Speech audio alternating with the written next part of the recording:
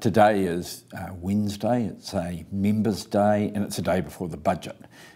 So in some ways there's a bit of a lull before the storm, and it's likely, but it is an interesting day with a couple of things coming up which are quite unusual. But we will start the day with questions. The first and the third are from Duncan Webb and Amy Adams to the Minister of Finance, both around budget policy priorities and whether the Minister has confidence in the budget that he's going to give tomorrow. Simon Bridges will ask a standard question to the Prime Minister: does she stand by all her government's policies and actions? Jenny Marcroft will be asking Shane Jones about forestry. We're going to have a rerun of the 1 billion trees, which Mr Jones likes booming on about in the House. Phil Twyford's going to be a busy minister today. Judith Collins, Priyanka Radhakrishnan and Jamie Lee Ross will have either housing or transport questions to him.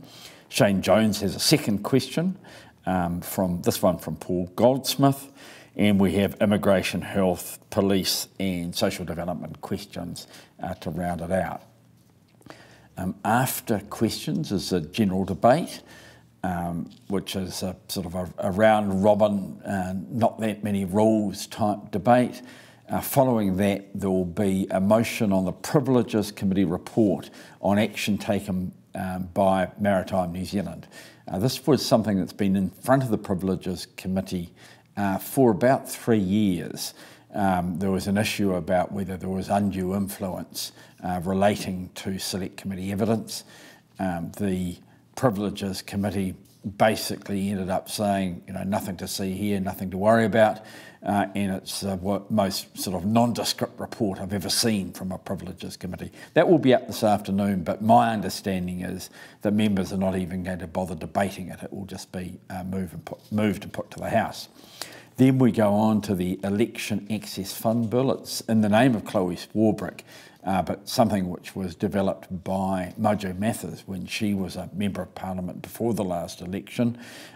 It's going to establish an election access fund to be administered by the Electoral Commission, so disabled candidates and in fact disabled party members will be able to get some assistance to take part in the democratic process. An interesting bill, and I'll be interested in the debate that goes on. Then we have the Farm Debt Mediation Bill. It's in the name of Derek Ball, and it's designed to have a mandatory step of a mediator before there's a receiver in the cases of agricultural debt.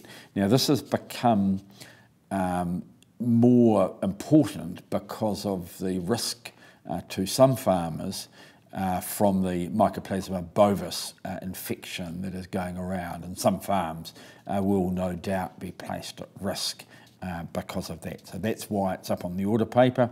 We then go on to the Friendly Societies and Credit Unions Amendment Bill in the name of Stuart Smith, the Education, Social Investment Funding and Abolition of the Decile System Amendment Bill from Erica Stanford. And that's roughly where we'll finish tonight.